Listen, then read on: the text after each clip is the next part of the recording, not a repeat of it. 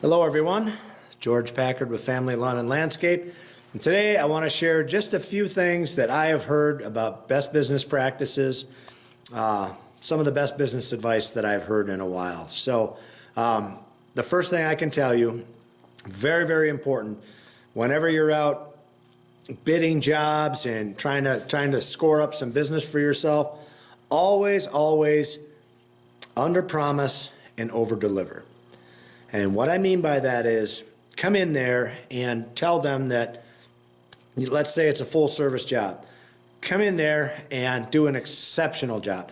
When you bid the job, don't tell them, hey, I'm going to make sure every weed is out of those beds, and by God, I'm going to make sure I'm here every Thursday from 3 to 4 o'clock. I mean, don't ever do anything like that. You're overselling yourself, and it's going to come back to bite you, okay? Don't do that. What you want to do is just come in there and say, look, I'm going to do this, and this for you to the best of my ability. So basically, you're under-promising them the world. You're not going to promise them the world. Because I'm telling you guys, if you do promise them the world and then you don't fulfill that, they're going to move on, okay? Because their expectation of you is you're going to be this exceptional guy. So again, under-promise and over-deliver. Second part of that is over-delivering. So get there and get every weed, and do the extra things that you need to do to make that place look really, really good. If they're paying you well for it, you should be doing that anyway.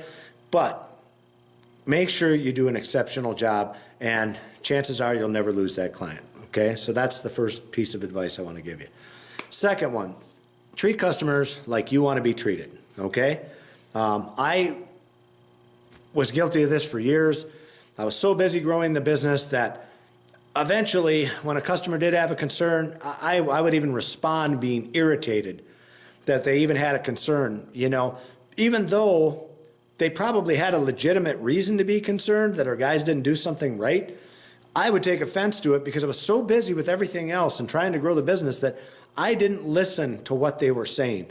It's a concern. My take as a business owner should have been to get over there and address their concern or talk with them on the phone and be very understanding about it and say, you know what, I'm going to do everything in my power to make this better, to make sure this never happens again, okay, and apologize, of course. So do things like that.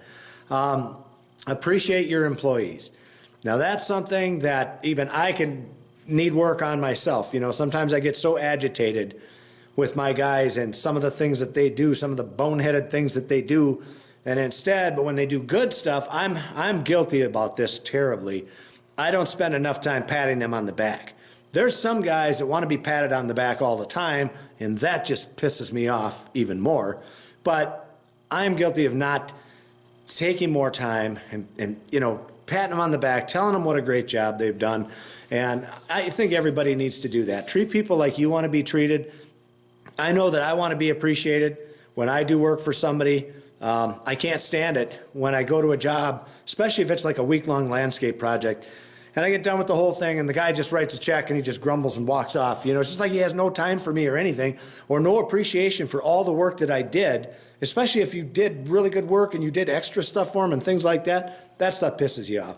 But for the most part, just treat people how you want to be treated and things will be fine. Don't bring your business home.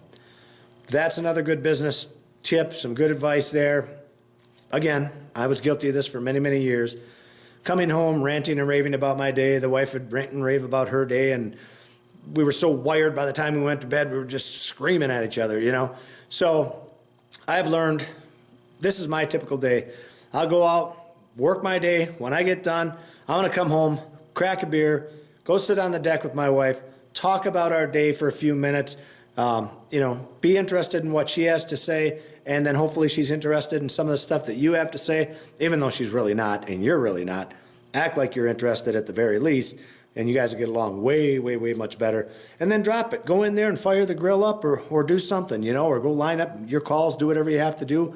But leave that stuff at the office. You know what I mean? Go home, be with your family, spend time with them. All right. Nothing worth having comes easy. Somebody told me this a long time ago, I believe it was my dad, and he just said, nothing worth having comes easy. So I didn't know what that meant, but I get it. I get it now. You have to work really hard to get somewhere in life. especially if you're like me and you weren't handed the silver spoon and you didn't have a rich daddy that, bought you everything and took care of you your whole life, if you're anything like that, then you're like me. You're just like me, okay? So you got to work hard to get to the top of your game. You got to work hard to make good money. So never quit trying. Always remember that nothing worth having comes easy, okay? And don't cheat people. This is the last piece of advice I'm going to give you guys today. Don't cheat people, because if you do, it's karma, man. I didn't believe in it. I truly believe in it now. I believe what comes around goes around. And I think when you do something bad to somebody else, I think it comes back to you tenfold. And I believe when you do something good for someone, I believe that comes back to you tenfold. It may not be the way you think it should come back to you, but there's a lot of things that the Lord probably did for you that you don't even know. Just your being there with your family, which is the most important thing to me. Maybe He's allowed that to happen for me 100 times over. Then I took it for granted, So those are the business tips I can think of right now. You can always go to our website for a lot of business tips and advice. The links are down below. This is George Packard, Family Lawn and Landscape, and thank you for watching.